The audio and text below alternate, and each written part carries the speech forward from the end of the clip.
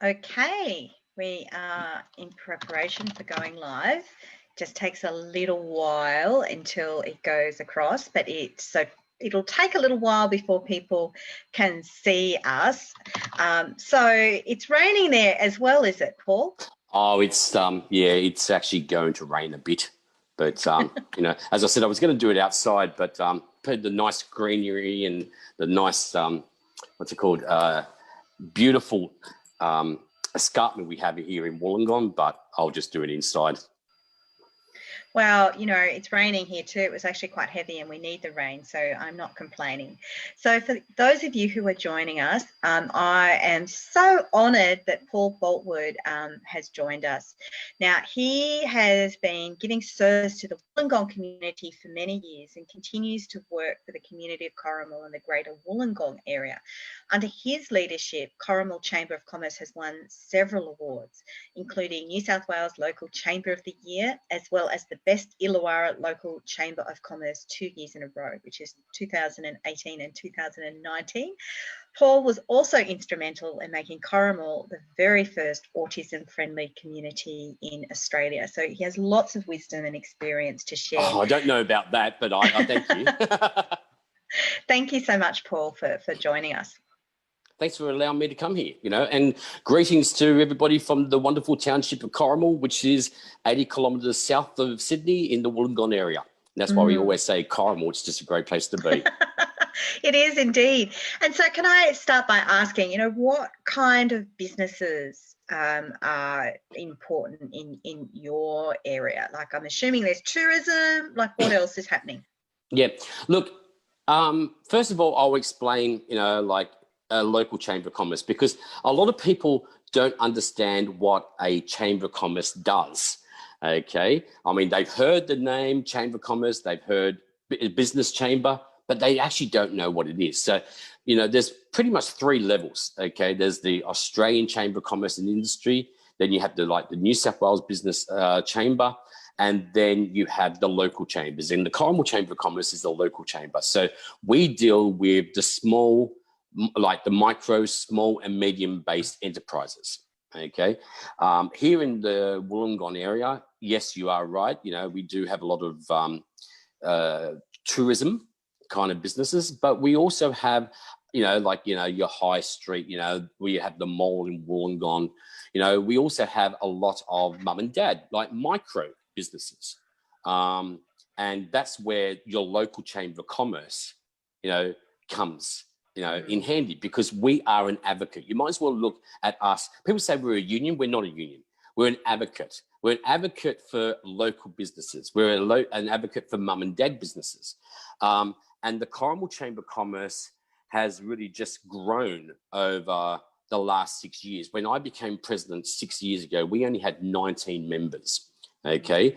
But then going through and diversifying, and because we always talk about in business you need to diversify, but some people that's in the advocates or the unions, they don't diversify themselves. Okay, so that's what we did. We diversified, and although our major part is to look after the businesses in our area, we also look after the community. Okay, like as you said in the intro, how Corrimal is now the very first autistic-friendly community in Australia. It's amazing. Well, and look, I feel very privileged to actually have been asked to help with that. I mean, because we actually have a school down here in Corrimal that suffers with that deals with people with autism, and they came to me, and also with the University of Wollongong and the Corrimal Chamber of Commerce. It was a lot of work trying to go through to all the retailers in the high street and saying, this is what was going to happen. No, now, and I mean, the one thing that we heard of a lot was, kept on hearing is that, yes, the people that have autism or in the spectrum, yes, they know how to deal with it at times, but it's more the carers. The carers, they were the one that was feeling disengaged, from the community. And, some of the stories where, carers would actually come out there and say, they've been into shops and people, and someone has a meltdown and, the shop owner goes, oh, can't you control your kids? Or, has your kids had too many red lollies today? That's just not on. So it was more of an educational process. Yeah, and that is big. I know I did an podcast interview recently, which is about to be released, on someone, Patricia Falsetta, who is an advocate and coach for families with autism. And this is a big issue, isn't it? That, you just assume that it's just a naughty kid in a supermarket, but it is so much more than that. It's and understanding must help. And how have the local businesses responded to this? You mentioned there's a bit of resistance, perhaps, or no, I mean, uncertainty. Look, I don't think it was resistance. It was more of a case of, as I said, it was an educational process. Okay, and once they actually understood what was going on, and also understood the case that we were trying to do it for them as well, because like Corrimal, as I said, we're only 7.5 kilometres north from Wollongong city centre, and a lot of people go into the mall there. We're one, still got, one of the little townships that's still got its high street. And we have everything there, from swimming costumes to the banks to the shopping centres to everything.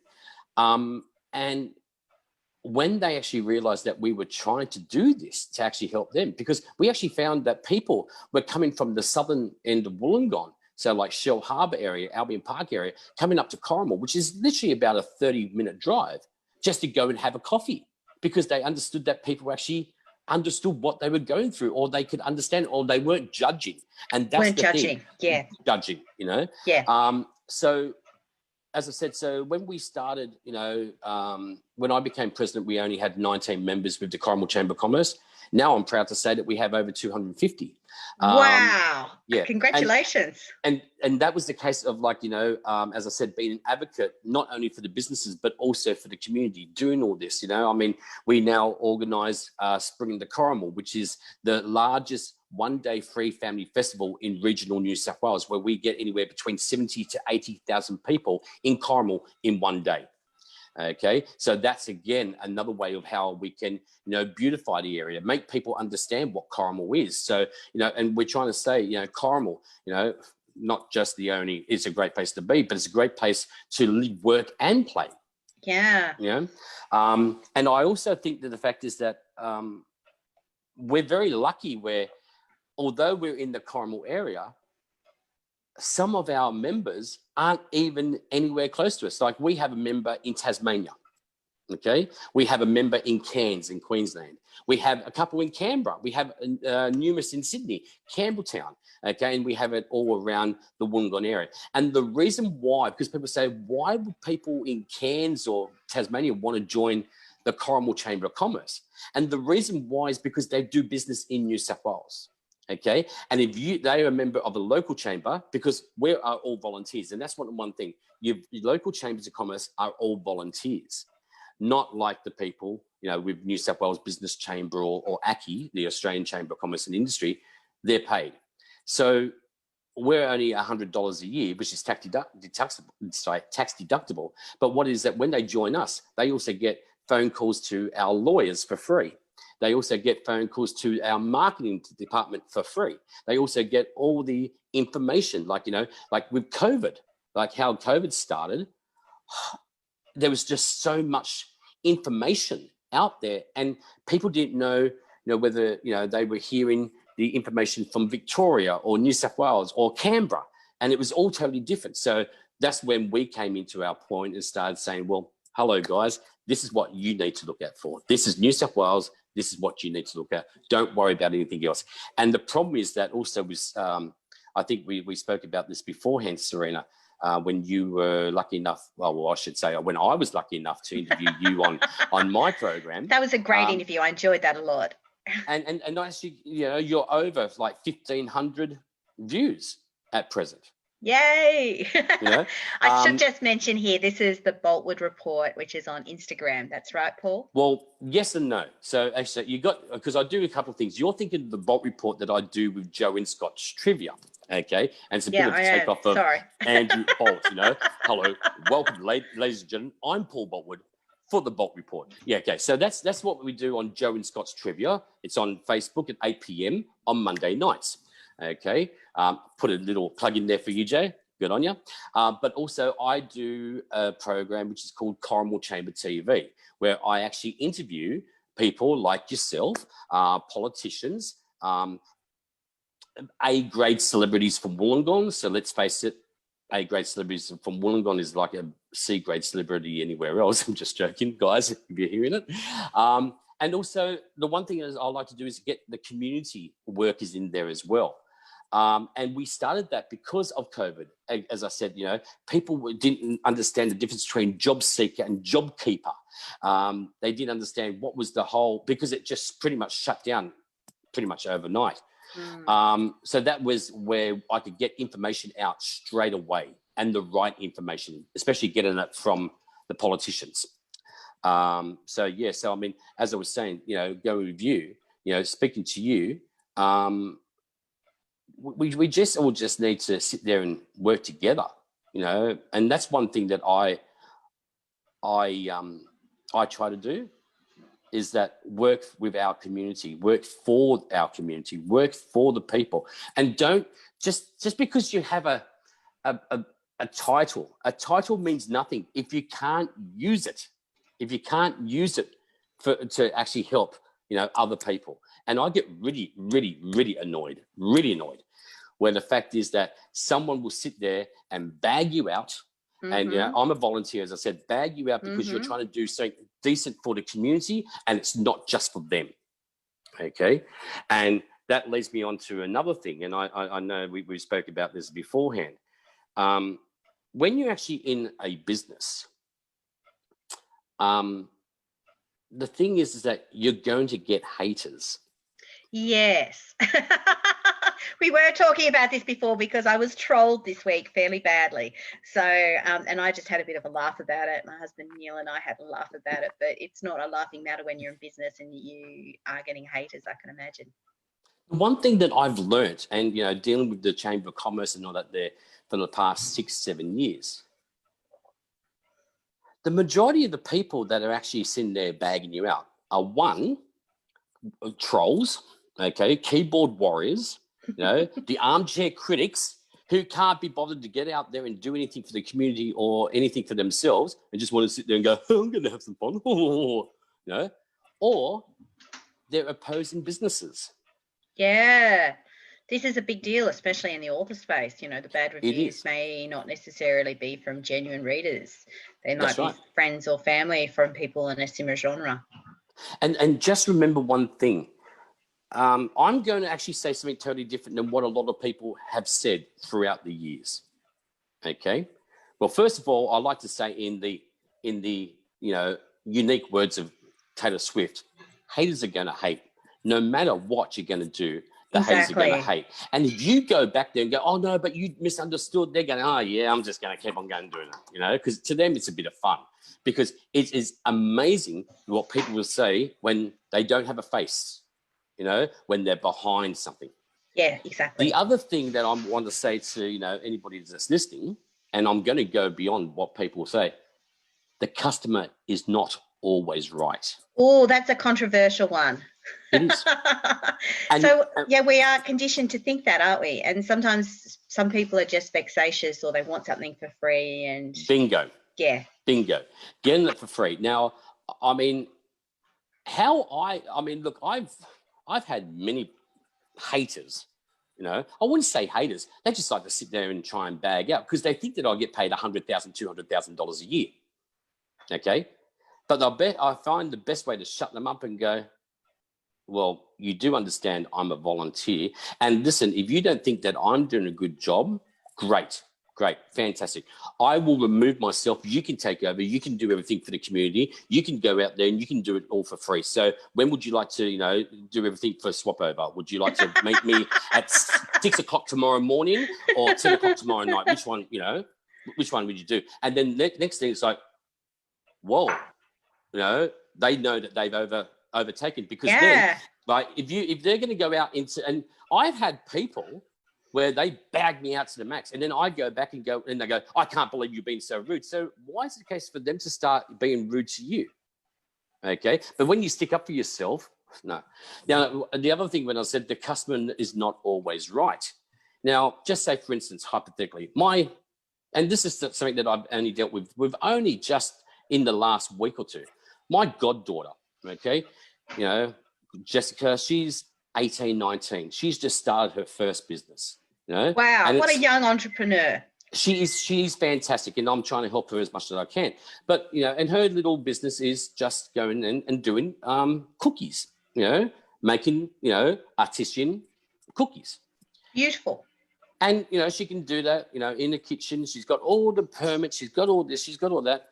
And then literally her second customer said, oh, look, if you're going to do this such a great job, I'll tell all my friends you're going to get so much business and different stuff like that. So she put everything into it, okay? And then she was sending this person messages. The person wouldn't get back to her, okay? Right? And she goes, well, what color blue do you want? You said blue. What kind of blue? Do you want the light blue? Do you want the dark blue? She, you know, and she's trying to communicate with this person not getting back to her. So she just had to go for it and do the kind of blue that she thought. Apparently that blue wasn't blue enough, right, first of all. So she did them again, and then that blue became too blue. And then this lady just wouldn't do anything with her. So guess what? She made all the cookies, took it there, and the lady just slammed him and went, I don't want these crap, you know, and I want everything. I want all my money back. And I want, you know, a written apology, and I want a 50% discount. And it's like, no, you don't. You know, and I mean, the one thing is this, as I said, everyone always says, you know, the customer's always right. These days, you don't know if it's just somebody there trying to get something for free. You don't know. Yeah. And you've touched on something really important, that in this day and age of social media, and particularly with peer reviews, you actually have to be careful what customers you attract to. Now, I'm thinking particularly because I'm an Airbnb host, and sometimes I've had some really bad reviews, and they've usually been from people who've been a bit dodgy to start with, or they haven't stayed in an Airbnb before, there's no record. And the sort of, my vibe when communicating with them is, they don't seem that respectful. They don't seem that nice. But, you know, then there's a part of me that said, oh, well, we've lost a lot of income during the bushfires and during COVID, so I probably should just accept them. And it never ends up well, because they're never happy. They leave bad reviews. They don't leave the place in a good condition. And then that makes it more difficult to attract the higher quality customers who really appreciate the extra touches and the extra things we do, and the communication. So it's a hard one, isn't it? Because you're so desperate to get business, and we've been told the customer's always right, that we have to accept this. But I think from self-worth point of view, at some point you've got to say, well, if the customer isn't being respectful towards me, it's not a good relationship. And also, you could bend over backwards, but they still want more and more and more, because they think they just have to say whatever they want on a negative review, and you are going to go, oh my God, no, oh no, please take it down, I'll give you all this. Don't fall into it. Or the best thing to do is go, yep, fine, if that's what you want to do it. Yep. Okay, right. But also at the same time, okay, how can I say this? Don't be a bastard about it either. Yeah, exactly. Just be professional and move onwards. Be professional, you know? Yeah. I mean, and also, as I said, and talking about professional, I mean, as I said, look, I'm going to show you a book that I know that you enjoy, which I have enjoyed reading for many years. Let's go for it. Ta-da! See, I got this in the 1990s, because I'm so old. I got mine in the 1990s too, and it's fascinating to reread it now, because there's a lot more that's written on the law of attraction, and it's really fascinating to go back now with a different lens to it. Yeah, I mean, and also at the same time, we think Grow Rich, the one thing that I got out of it is, I mean, you get lots of things out of it, but the one thing that I got out of it is give your business card to everybody. Yeah. To everyone, because you never know when someone goes, oh, yeah, that person. Oh, yeah, he gave me a card. Go and get it. Bingo. I mean, and the other thing that I would actually say to people, if no one's actually done a course on body language, like Alan and Barbara Peace, amazing. You will actually understand what people are saying without the stuff coming out of their minds, their mouths. I mean, the one thing I learned, when I used to work for barristers and solicitors many years ago, when I was a lad, you know, and all my barristers and solicitors would go like this. Oh, yeah, okay, right. And then I learned, because of body language, to do that back to them. To mirror And them. to mirror them. And don't ever be the first person to take down your hands, because the first person to take down their hands are the loser. That's fascinating. And the thing is that, I mean, and it's the same as with customers. And also, look, I like to concentrate more on like the micro businesses, the mum and dad businesses, because, you know, they're usually the ones that have to make a decision of whether they're going to work in the business or work on the business. So now what's the difference? Now, I'm conscious that a lot of the people in the Joyful Business Club are women in micro businesses, and sometimes they don't even think of themselves as business owners. They're just doing something that they love. So what's the difference between working in a business versus working on a business? Okay, so working in the business, so just say hypothetically, let's use, I don't know, Cozies R Us in Cornwall, okay? The wonderful Karen Lepard who owns that. Now, Karen's done so much, you know, for the community, right? So she's always there, you know, she's always working in the shop. She's always there helping the community. She's, you know, trying people on for swimwear, especially if they've had mastectomies or they, you know, survivors of cancer and different stuff like that. She's always working in the shop. So that's working in the business, you know, making the money. Sometimes you have to work on the business, and that means, you know, outside the shop, working on promotion, working on, you know, like, you know, your tax, working on your BAS, working on this, working on that, you know, all the stuff that actually helps you run day to day. So that's the difference between working in the business and working on the business. And as I said, with small mum and dad, you know, and micro, and I like to call them micro businesses, okay? Micro businesses, sometimes it's like, well, what do I do today? I need to do this, but I also need to open the shop, or I need to go to, you know, start selling my wares at the, you know, at the local fair, or, you know, like stall holders. Yeah. They're businesses as well, and they are pure micro. But just remember one thing about micro businesses. Micro businesses can fly as high as what a small, medium, or a large business is, if you know the right thing to do. Now, this is why I'm saying, and look, this is not a ploy to say, hey, come and join Cornwall Chamber of Commerce, because we're all so great.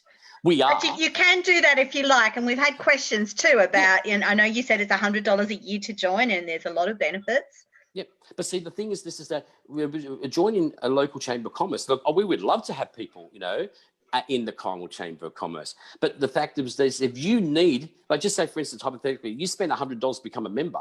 That's 1 year, okay? If you don't like it anymore, you don't have to try it. But I always believe in saying, make an educated decision, okay? And the only way you can make an educated decision is to try it. If you don't like it, it's not for you, you go.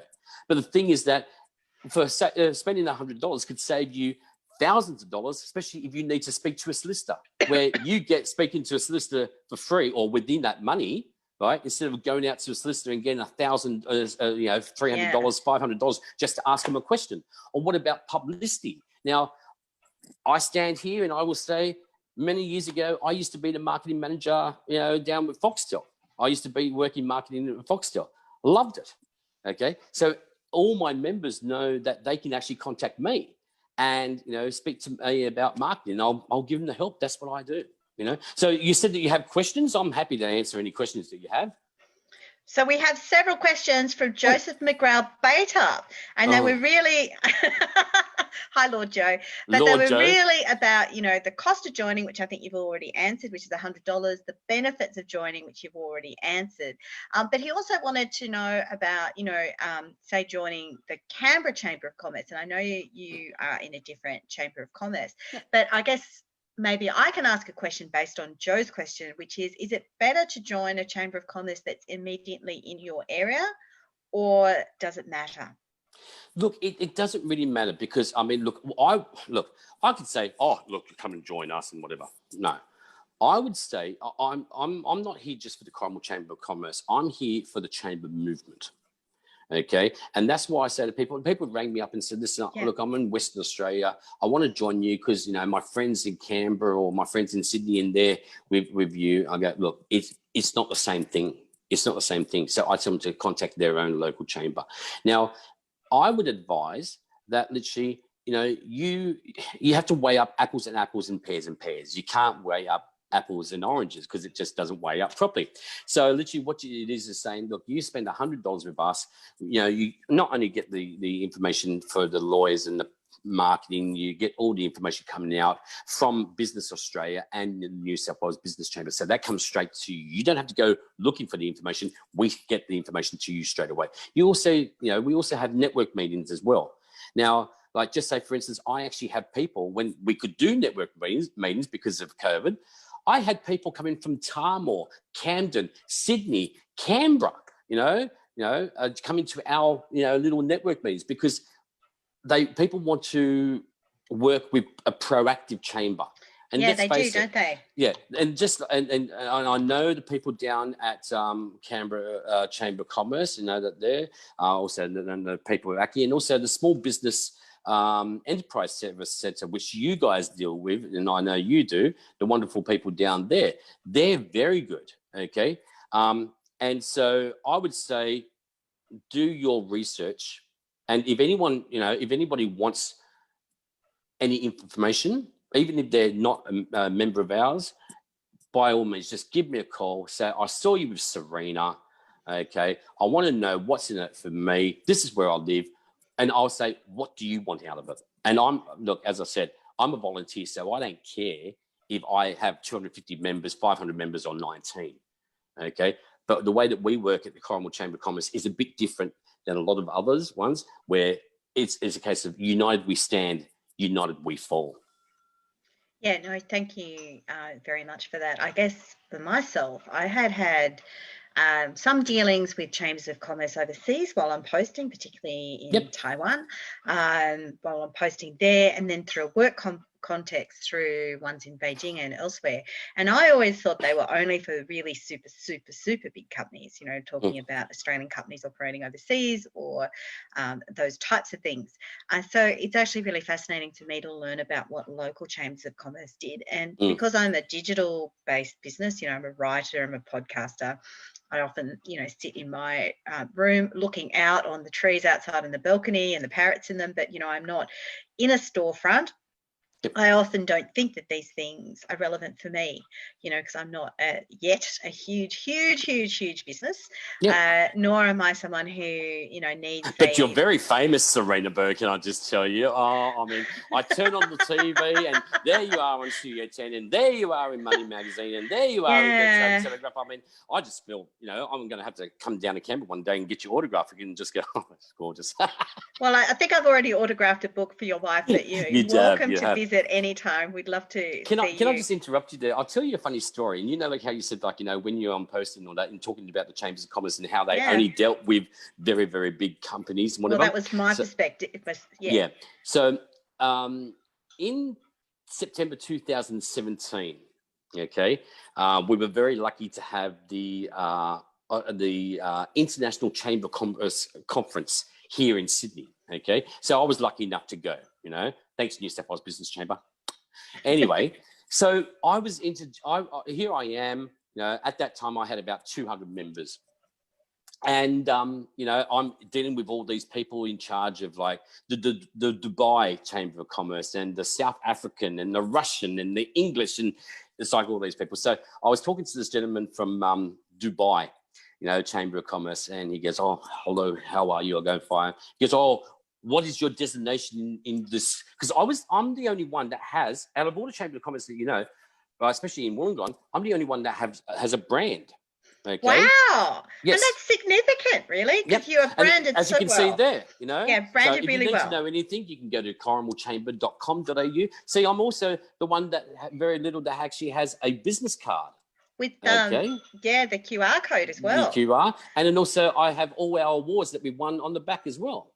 Excellent. So it comes down to promotion. So this gentleman goes to me, oh, what's your designation? I said, oh, I'm the president. He goes, oh, you stay there, you stay there. Let me go and get my president. So the president of the Dubai Chamber of Commerce comes here. He goes, hello, I am the president. I went, oh, hello, I'm the president of Cornwall Chamber of Commerce. He goes, how many members do you of this Corrimal Chamber of Commerce have? And I go, oh, I have 200. He goes, 200,000. That is amazing. How do you do this? I only, been in Dubai, I only have 135,000 members. How do you deal with 200? And I go, no. 200 members. He goes, yes, I know, 200,000. How do you deal with this? I go, no. 200, as in between 199 and 201. And you just saw his face just go, And he said something to his little, offside of him, blah, blah, blah, blah, blah. And he goes off. He goes, okay, so the president has asked me to talk to you now. I was too little for him. But as I said, it was amazing to see how, because in other countries, it is literally a case that you need to be a member. It is compulsory that you be a member of a Chamber of Commerce, okay, where Australia is not like that. But as I did say, and I would like to point out that invitation to anybody that's watching or anybody else that needs anything. If you need to have just a bit of an idea of what a Chamber of Commerce can do for you, or whether the Corrimal one or the Canberra one or the Wellington one or one of our wonderful people, Shell Harbour, give me a call. You can always find my phone number on the Corrimal Chamber of Commerce. Which is website, which is www.corrimalchamber.com.au, or you can just go onto the Corrimal Chamber of Commerce Facebook page, and you can send me a message. I'll be happy to give you a call. And you've got your Instagram presence as well. Well, yes, our wonderful, Cornwall Chamber TV. And can I just say, with the Cornwall Chamber TV, as I said beforehand, I only started this so I could get information out to our members, and I've been doing this since March. March when COVID started. And when I very first got like 100 views on my stories, it's like, oh my God, I've got 100 views. 100 people watch this.